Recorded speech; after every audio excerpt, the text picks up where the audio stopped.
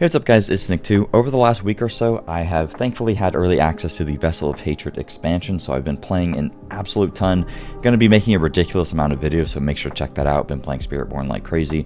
But in today's video, I'm going to be going over what I think is the best way to level up for you guys, how you want to spend your time just jumping right into the season, what's the most efficient way to spend your time.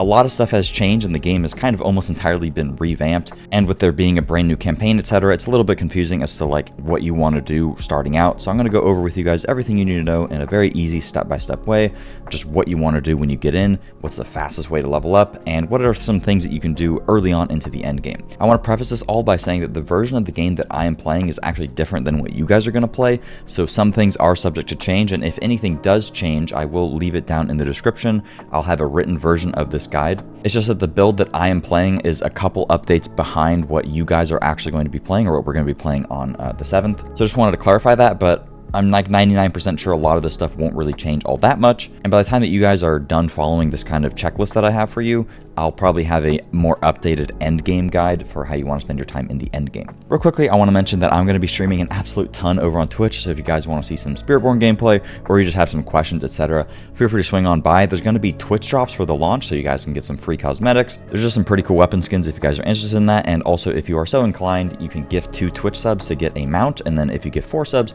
you get some mount armor. So if you want to have a way to support me and you are interested in getting these, definitely feel free to check me out over on Twitch. Helps make sure that I can continue to do this for a living, so I do really appreciate it. And let's just get into the video. So I have a little checklist here that I've written down, and I'll kind of go over it with you guys. So step 1 is to create a Spiritborn, or whatever class you're going to make, but most of you guys are probably going to be creating Spiritborn, so make your Spiritborn. Step 2, watch my leveling build. I'm going to have a leveling build video posted. This build is not only disgustingly insane for leveling, but also very good in the end game. I got up to Torment 4 with it, smashed everything, and you can just slap that build link open on the other monitor. Boom, have that ready to go. Step 3, you want to load into, I believe it's going to drop you into Zarbinzet, because that's where the new seasonal mechanic thing is, and you want to go on World Tier 1. I'll explain that in a minute here, but ideally you want to go on World Tier 1. And then there's going to be a little seasonal quest. Currently I don't have access to whatever the seasonal power is, but I can do the seasonal mechanic and the little like new zone thing that they have. There's going to be a quest, you just want to grab it and then do a quick little intro part. It'll just have you go to this little zone. You can see where the zone is on the map. It's basically this icon here. And every once in a while there's like different zones where there's hatred rising. The intro quest will have you just go over here and kill some mobs, do a little bit of an event, and then go back to the vendor in Zarbinzet.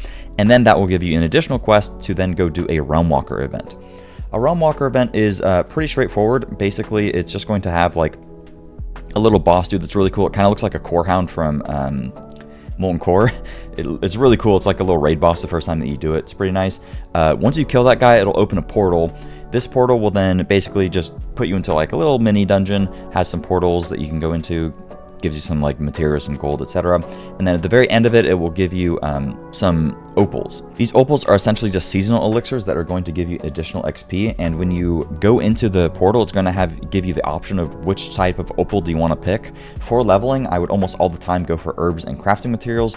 Once you get higher difficulty, you have a 4th option, which is boss materials, and I would pretty much always pick that one. Gold and extra equipment isn't really necessary, and getting the extra crafting materials, especially early on, is very good for you. The reason that you also want to do this early, I mean, 15% XP for your whole leveling journey is going to be really nice, but it's also going to unlock whatever the seasonal power mechanic is, which currently is not implemented, so I'm not entirely sure if you want to play around that, if you want to level that up. Feel free to use your own judgment at this point in time, but it's also going to give you access to the reputation vendor, so anytime that you're playing the game and anytime that you're using these opals, it's going to give you more reputation for the Zakaram remnants, which is just a little zone here basically. It's just like every other reputation vendor. It'll give you some, early legendaries, some decent gear, etc.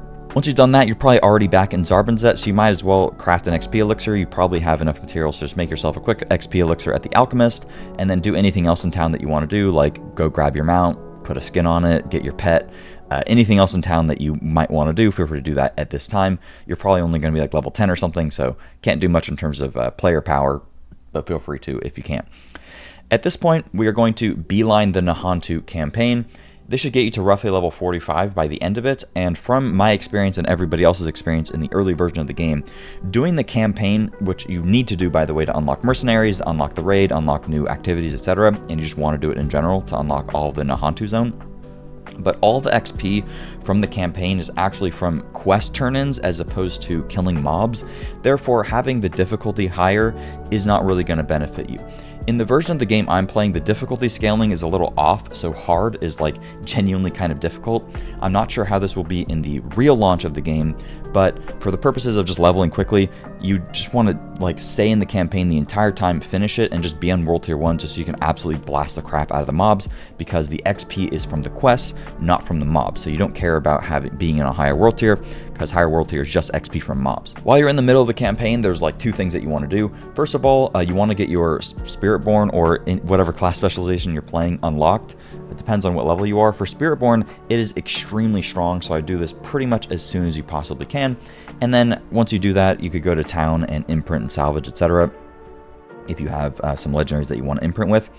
And then step 8 is as soon as they become available, it's like midway through the campaign, I believe, you want to unlock all of the mercenaries. It'll be like a little side quest to go and unlock all of them. You kind of just follow them around. It's a little tedious, but you unlock them, and then it's very good to get these going because you'll earn reputation or like XP for them while they're active. So you want to get them active ASAP so you can start leveling them. I would recommend leveling up Rahir early on because he's very good defensively, and I'm not sure they're going to patch what is really, really good with him. I'll probably make a separate video on that. Otherwise, I would recommend Subo because this guy basically just shows all mining and herb nodes on the map permanently, which is super nice. It just highlights them on your minimap. So really good for leveling up while you're running around. You can just pick up herbs and ore nodes pretty easily. The power of the mercenaries is not super insane, so I wouldn't stress out too much about how you're speccing them and leveling up the perfect one. They level up really quickly anyways, so if you just want a good default, Rahir is pretty good, and just go down like either the middle side or the left side, grab the armor. And then step 9, once the campaign is completed, again, you should be around level 40 to 45. Again, this is subject to change. They might tune down how much XP you get from this, but it's still probably a good idea to do the campaign first regardless. At this point, you can feel free to raise the difficulty to hard, expert, or penitent, whatever you think that you can handle at that point in time. Kind of depends on how good your build is. Doing the campaign won't give you like a crazy amount of gear or anything like that, so I imagine your character might be a little bit weak. At this point, you could decide like, okay, I just want to get to level 60, but there's a lot of stuff that you have to do that's kind of just like homework or chores that I'd recommend just getting out of the way right now while you still can, and getting yourself a little bit more XP and gold or gear along the way. One of those things would be to just complete the intro quest lines to unlock both the Dark Citadel, the Undercity. I don't remember if there's a pit one or not. I think it's pretty quick. There is also one for the Infernal Hordes that I actually just now remember doing that was pretty new. So make sure to do all those intro quest lines. None of them take particularly long, but it is good to just get that out of the way. And then step 11 is to get all the renown done in Nahantu. There's a brand new stronghold, so I'll just show you guys that real quick. In Nahantu, you want to get the renown done so you can get skill points and paragon points. There's going to be new altars, which are tenants of Akarat, and there's also strongholds. And also, if you need any legendaries from certain dungeons, so for example, Quill Volley is really, really strong, and you can go get this aspect from completing a dungeon, and you could also get the Rake aspect from completing a dungeon. So that is a decent way to get renown as well. The second that you finish all this other stuff, just go grab the renown, try to get the skill points at least. You could save the paragon points probably for later, but get the skill points just doing some strongholds, random dungeons, altars, etc. At this point, you are pretty much done with leveling. You should be around level probably 60 by the time you've done all of this stuff, maybe around like level 50, 55. So you could try to focus on just getting to level 60 and making your guy as powerful as humanly possible. I would probably recommend doing Nightmare Dungeons because it's really good for XP, and it's also going to give you glyphs so that the second that you hit level 60, you can actually slam in a glyph or two, and you just have access to those early on. Helltide is also pretty good for XP if you want to go in there. It's pretty decent for loot too. You get a decent amount of tempering manuals and just a lot of gear. It's good for XP, and you do need it for certain seasonal journey objectives, which are in here. So you could go in there for just a little bit if you're a little bit bored of doing Nightmare Dungeons, or you've already gotten some glyphs, etc. The pit is also pretty good XP, but you don't really need to enter it until later on. You actually need to do the pit in order to get glyph XP. It's how you're going to level your glyphs, but also in order to unlock the Torment difficulty, which is kind of your end goal once you reach level 60, is to unlock Torment difficulty. You have to complete tier 20 of the pit, which is not going to come easy. You're going to need to have sort of a cohesive build set up. So I would recommend getting Nightmare Dungeons done a little bit and farming those for some glyphs, maybe doing some early levels of the pit or Helltide, get some Paragon points, etc., and then you'll be able to set up your build and go do the pit. Like I was saying, once you're level 60, your ultimate goal is to climb the torment difficulties. The higher the torment difficulty, the more loot you're going to get just in general, but also when you kill bosses, it's going to drop 1 extra piece per torment difficulty. But once you're in torment, you have access to ancestral items, and the way that ancestral items work now is that they are by default 50 item power higher. The highest you can get in torment is 750, and then ancestrals are 800.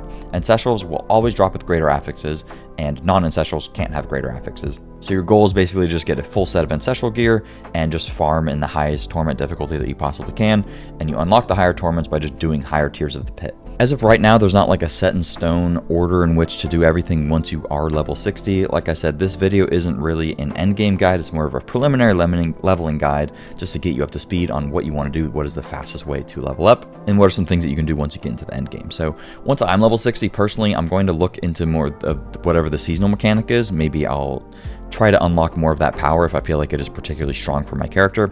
Otherwise, I'll probably do a good set of nightmare dungeons, maybe like 10 to 15 of them, to get a lot of my good glyphs so that when I enter the pit, I can start leveling up those good glyphs. And by the time I've done maybe 10, 15 nightmare dungeons, I'll probably have completed a decent bit of the season journey. My character will be a little bit stronger. I'll have more gear, more materials to kind of temper, etc. I'll probably make sure to go back and do some more realm walkers. Anytime that I run out of the opal things, I'll probably go and do that. And I believe it's either once you're in Penitent or Torment, you'll be able to get access to, or maybe you just have to be level 60.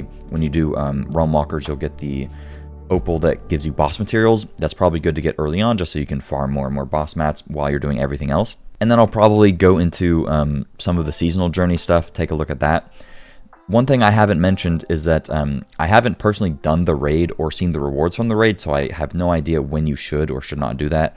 I would probably wait until at least Torment 2 or 3, because I imagine you get more loot based on Torment difficulty. Probably wait for that, and you want to have time for people to do to get their build set up, etc.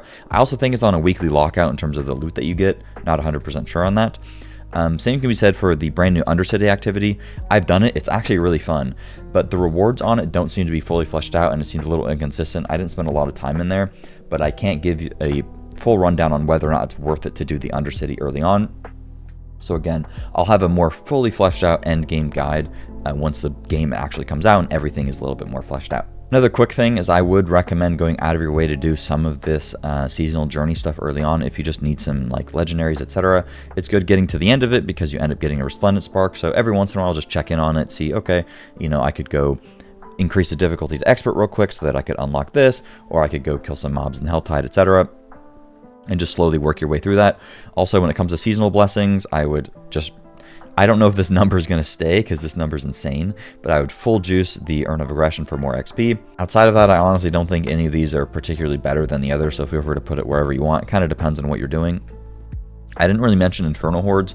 Infernal Hordes is the best way to get Obducite, which is just crafting materials. And sorry, it's supposed to be the best way to get Obducite or crafting materials so that you can masterwork your gear. Currently, right now, the amount of materials that it gives you is pretty low relative to just spamming Nightmare Dungeons, so I wouldn't recommend it currently, but that is subject to change. Otherwise, that's pretty much it. Feel free to just refer to the written thing that I have in the description, and that will be updated as well. Make sure to check out the Spiritborn videos. I'm going to have a ton, not only just leveling guides, I'm going to have endgame guides, generic guides that are going to help you guys out. And I have a lot of other videos coming, so make sure to check that out. Feel free to subscribe. Definitely check me out on Twitch. I would greatly appreciate it. And thanks for watching. I'll see you guys later. Peace.